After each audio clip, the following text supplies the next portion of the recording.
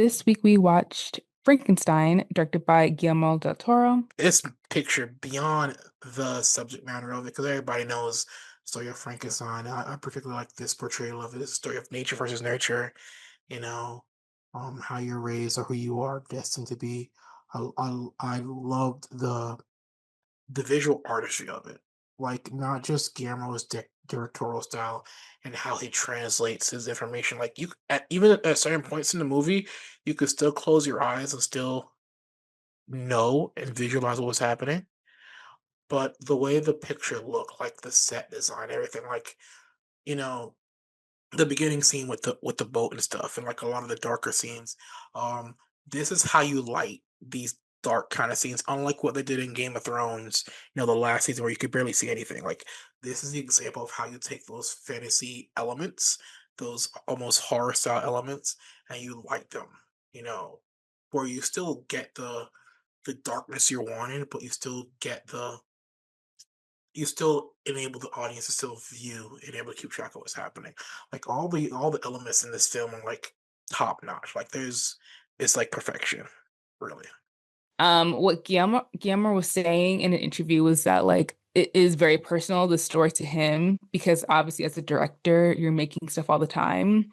And he said that like lots of parts of himself, good and bad, are in a lot of the characters and stuff. So I thought that that was good because it made sense. It was like, yeah, this it makes sense for like an artist to relate to the story so much because it is about like an artist and her creation and also like understanding humanity. And I thought that was really, I think that was depicted very well in this movie, especially by Jacob Elordi. I think he did such a great job at Mhm. like bringing out I think bringing out like what it's means to be human, but also like what is important in life, which is like community and kindness. Like that really showed like through.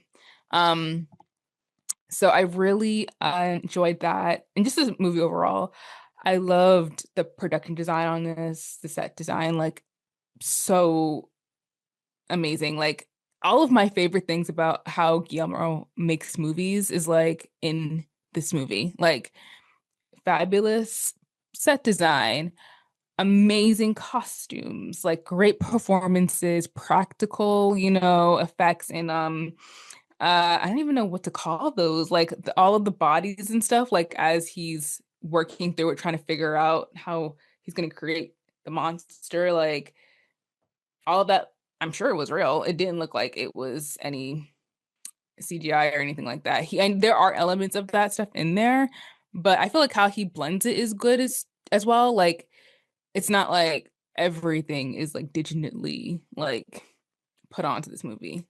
And I really think that that's something that's very special to Guillermo is that like he is gonna do the real stuff. Like it's gonna feel real. And Yeah. so I really appreciate that about him as an artist.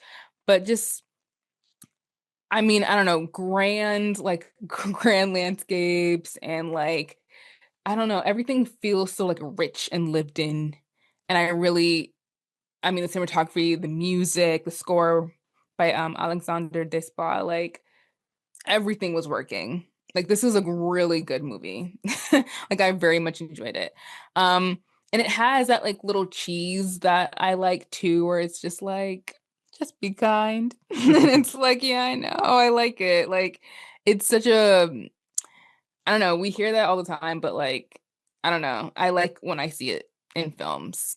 Like and I like that this film is actually incredibly modern and I think the book is as well. Like Yeah. the themes that they're talking about, like all the stuff in there is stuff that is like directly applicable to like what is going on today. And I felt like, okay, because I watched another movie this weekend, but it that also kind of speaks to like the moment that we're living in. I wasn't expecting it from this movie. So I really enjoyed that the themes were still very relevant. Just as Guillermo sees the good and bad in him and all these characters that he wrote.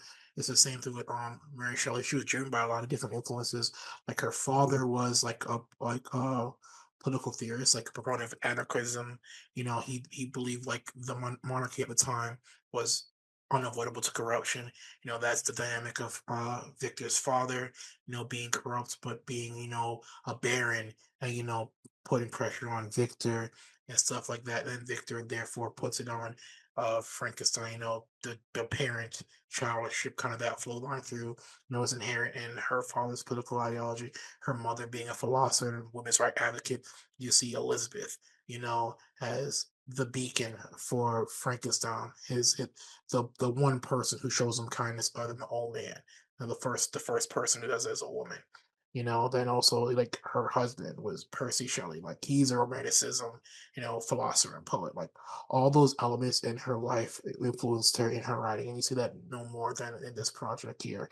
And you're right, it's for something that was written in like 1880, 1818, if I'm correctly by my notes. Like it's still inherently that very modern in its subject matter. Like it's one of those for a story of Frankenstein. I know we've kind of tried to as a society paint it as like a monster movie, but those Mm. themes are always like generationally hammered. Like you said, it's even poignant to what's happening right now. Like the themes discussed in this movie and in this book will never go out of style at all. And I think that's also probably why generation after generation we are seeing new iterations of this movie and these stories as time progresses. Just as uh, the monster is a victim of of his creation, he himself is a victim of his father's creation. Like they're very much mirrors of each other. Yes. At Yes. least Victor had some understanding and sense of humanity due to his mother. And that's wherein lies part of his infatuation with Elizabeth, is because they also cast Mia Goth in both roles. So there's some kind of infatuation there with, oh, she looks like my mother, kind of thing. Whereas his brother doesn't have that because she died in childbirth with him. Which then ironically gets imposed on the victor, not the victor, onto the monster as well. That sense of infatuation with Elizabeth due to her care and attention of the monster, being the that maternal uh connection that Victor got with his mother. That's what the monster also got with Elizabeth. So that's why I also like the fact that their stories are kind of they're parallel. Anyway, they're Hmm. they're literally beat for beat mimicking each other, both the creator and the creation in a way. Christoph Waltz is like his benefactor or whatever, and he's Elizabeth's uncle, maybe. His uncle, yeah, her uncle. Yeah.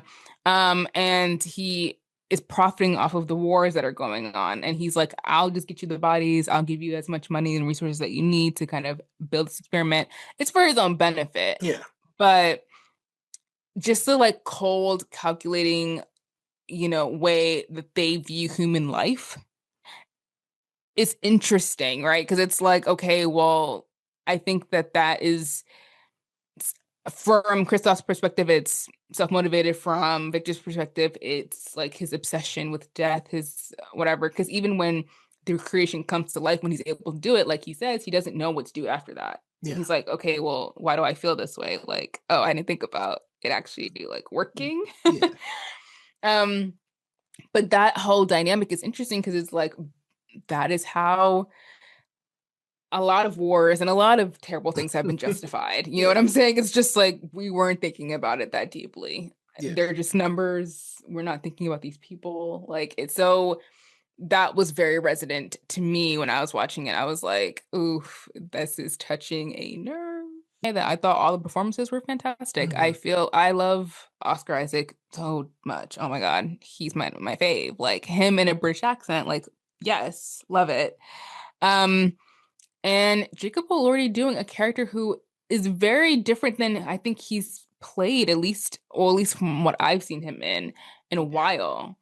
Where it's like, and he was saying that like he went in, did not know like how he was gonna play the character at all. It was like a blank slate, and that most like a lot of who he was kind of came through and through the character.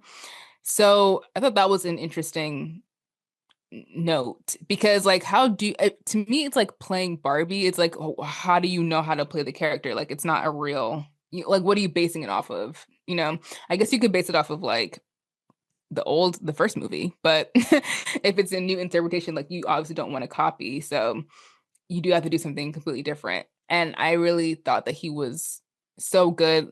The physicality, but also just like his expressiveness through all of those prosthetics and the makeup and all that, he really was able to like deliver a great performance.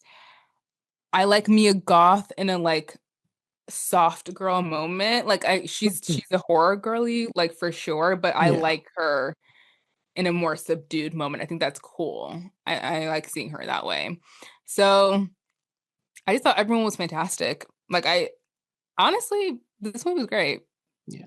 Like it really is. Like it was so unexpected. Like I don't know what I was expecting necessarily, but I really ended up enjoying this a lot more than I thought I was going to. This to me, this is like this version of Frankenstein, and Disney did the same thing, particularly with Werewolf by Midnight. Hmm.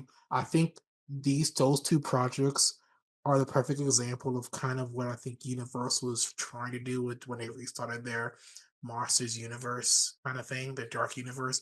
But instead of just focusing on the horror, they focus too much on the horror instead of focusing on the humanistic element of what these stories are. Because like um Michael P. Jordan, whatever. Jordan Peele is very good at it. Is honestly a lot of horror is they are real world Yeah. experiences and issues just put in a fantasy horror setting. And I think that's what a lot of monster movies kind of forget. And like this movie, World by Midnight, Shape of Water, all of Guillermo's work really contextualizes. Yeah, horror movies are really about the humanistic experience. Did you like that clip? Well, you can listen to the entire podcast because the 16mm Film Crew podcast is available on all major podcast platforms.